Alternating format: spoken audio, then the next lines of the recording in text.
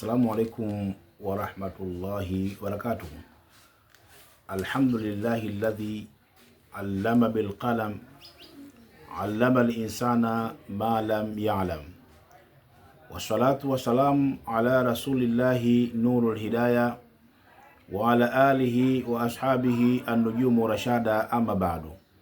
Baada ya kumshukuru Mwenyezi Mungu na kumtakia ziada za rehma mwana mtume Muhammadin sallallahu alaihi wasallam, ndugu zangu wapenzi watazamaji wetu wa Msimbo Online TV, siku ya leo biidhnillahi taala tumerejea tena katika mwendelezo wa darasa zetu mbalimbali ambazo tunazileta kupitia katika chaneli yetu hii.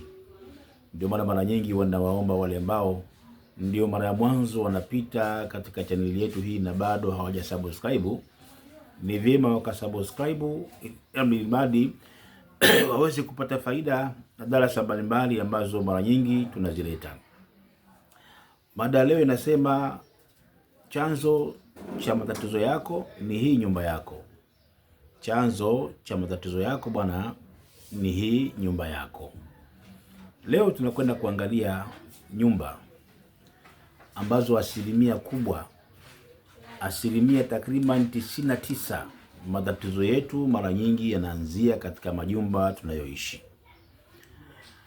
Kuna baadhi ya majumba tunayoishi tayari yamefanyiwa sihiri, yamefanyiwa uchawi, lakini sisi wenyewe hatujui kama majumba yetu yamefanyiwa uchawi.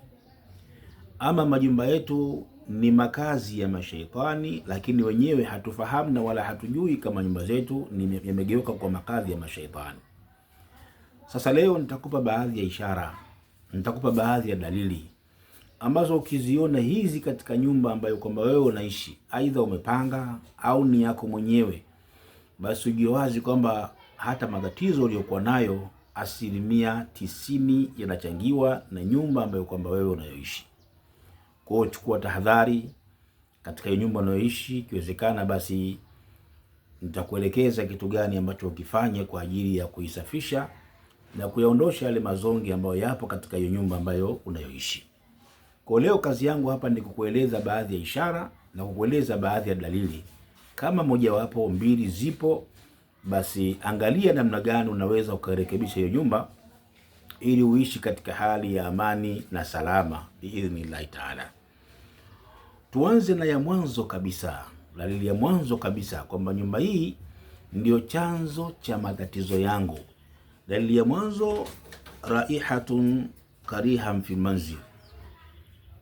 Dalili ya mwanzo kabisa ni ile mtu akiingia katika nyumba yake kuna harufu mbaya anaisikia katika nyumba yake na hajui inatokea wapi.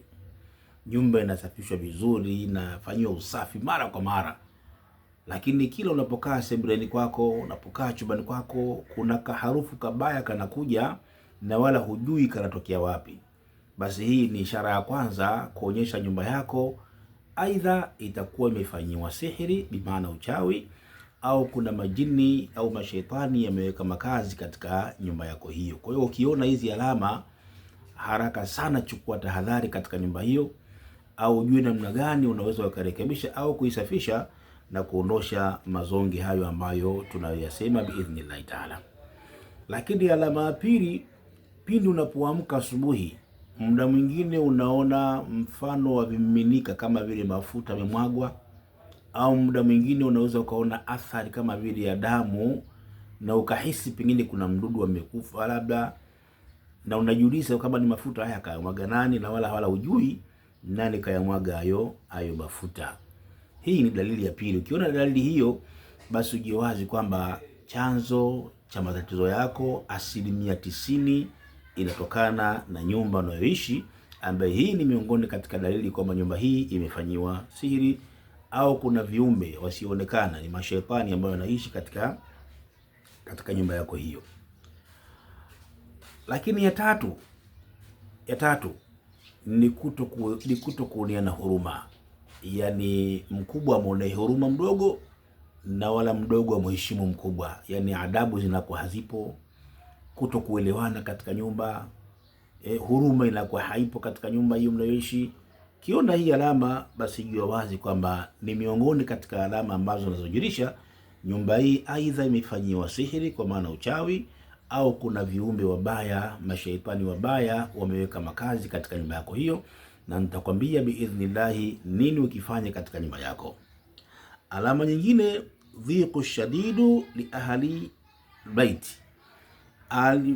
Alama nyingine ni kuwa na dhiki kubwa katika wakazi wa nyumba hiyo. Dhiki hapa ndio maana gani? Yaani mkiwa katika nyumba hiyo mnajisikia shida, mnajisikia karaha, vifua vinakuwa vizito, lakini mkitoka katika nyumba yenu kwenda katika maeneo mengine ama majumba mengine, basi mnajisikia raha, vifua vinakunjuka, mnajisikia burudani kabisa. Lakini mkiwa katika nyumba yenu, basi hali inakuwa tofauti sana, mtu anajisikia shida. Yaani mtu kama amelala, basi anaomba kucha haraka asubuhi aende katika mambo yake. Mtu hatamani kabisa. Hata wanao katika nyumba hiyo hawatamani kukaa ndani, shekhi. Muda mwingine mtu hatamani kama vile aende mji mwingine akaishi, lakini sio hapo. Kiona alama hiyo, basi ujue ya nyumba hii ina mambo mawili, aidha imefanywa sihiri, uchawi, ama kuna mashaitani yanaishi na kukaa katika nyumba yako. Naendelea kueleza alama zingine. Zisikilize hizi alama mpaka mwisho kwa sababu zitakusaidia sana. Na hapa ndo natoaga na namba yangu ya simu. Mwingine anakuwa na maswali zaidi ya kuniuliza, basi unaweza kaniuliza kwa njia ya WhatsApp. Piga kwa njia ya WhatsApp 07138111 mwisho 46. Unaweza ukauliza kwa kupiga kwenye WhatsApp au kutuma message kwa WhatsApp. Utakujibu biidhnillah taala, ukiachilia mbali kupiga. Maana kupiga muda mwingine inawezekana simu ikawa isipokelewe. Alama nyingine, khaswamatu mutakarirati. Alama nyingine ni magomvi yasiyokwisha, ni magomvi yenye kuendelea, ni magomvi yanayojirudia, aidha kati ya baba na mama, au kati ya ndugu na ndugu, au kati ya mtu na mtu katika nyumba hiyo. Yaani kila wakati katika nyumba hiyo ni magomvi tu. Kila wakati nyumba hiyo hamna maneno mazuri, yani neno la kwanza la pili mmedomoana. Mkiona jambo hili lipo sana katika nyumba yenu. Magomvi kati ya ndugu na ndugu hayaishi. Magomvi kati ya baba na mama yanajirudia mara kwa mara. Basi ni miongoni katika alama kwamba nyumba hii huenda kuna haya mawili moja wapo limefanyika, aidha limefanyiwa sihiri, au nyumba hii itakuwa kuna mashaitani yanaishi katika nyumba hiyo. Jambo lingine, adamu barakati fi taami, ni kukosekana baraka katika chakula. Mnapika chakula kingi, mnakula, mnashiba vizuri kabisa, lakini baada ya dakika 10-15 mtu anakuambia nimekula nimeshiba, kile nasikia njaa kama sijala. Kiona hali hiyo, basi ujue wazi kuna viumbe wanaishi katika nyumba yenu, ninyi wenyewe hamjui. Kwa hiyo wakati wa kula chakula kimekuwa kingi na mnakiona kingi, lakini kuna viumbe mnakula nao ninyi wenyewe hamuelewi. Angalieni sana jambo kama hilo. Kama lipo, basi haraka sana liondoe katika nyumba yako, sababu sio zuri na inakwenda kuharibu mipangilio ya maisha, na inakwenda kuharibu kabisa watoto mle ndani, na nitakueleza baadaye katika madhara mengine ya watoto wanayopata katika nyumba hiyo. Hii ni miongoni mwa alama. Alama nyingine, liisbatu lialami almufassili. Alama nyingine ni kupatwa maumivu ya viungo, kupatwa na maumivu ya viungo. Kupatwa na maumivu ya viungo. Ndio mwingine ukiamka basi viungo vinauma sana, unafikiri kama vile ulibebeshwa mizigo usiku. Yaani ukiamka utakuta mwingine mgongo, mifupa yani imekaza kweli kweli. Yaani kama vile ulibeba mzigo au ulifanya kazi kubwa jana usiku wake. Hii ni miongoni mwa alama kwamba nyumba yenu hiyo si ya kawaida, kuna jambo lipo lakini wenyewe hamjielewi. Alama nyingine, ikhfa'u al-awraq shakhsiyatun au nuqudi. Alama nyingine ni kupotea kwa nyaraka muhimu za mtu binafsi au kupotea fedha. Umeweka nyaraka zako sehemu, umeweka mafaili yako sehemu, lakini ghafla unatafuta nyaraka zako zile uzioni, au muda mwingine pesa inapotea bila sababu. Umeweka pesa chumbani kwako, pengine kwenye kabati au sehemu salama kabisa, lakini mwisho wa siku ukitoka pesa ile huioni. Inafikia hatua mle ndani mnagombana, labda fulani kachukua au mke wangu kachukua au mume wangu amechukua, lakini kumbe kuna viumbe wanacheza michezo ndani, ninyi wenyewe hamjielewi. Mkiona alama hizi zinatokea mara kwa mara katika nyumba yenu, basi tambueni kwamba hizi ni miongoni katika alama kwamba nyumba hii kuna viumbe wabaya wanaishi, lakini nyinyi wenyewe mnakuwa hamjielewi. Alama nyingine, simaul aswatu fil baiti, ni kusikia sauti za ajabu katika nyumba yenu. Kuna sauti za ajabu mnazisikia, hamzielewi zinatokea wapi.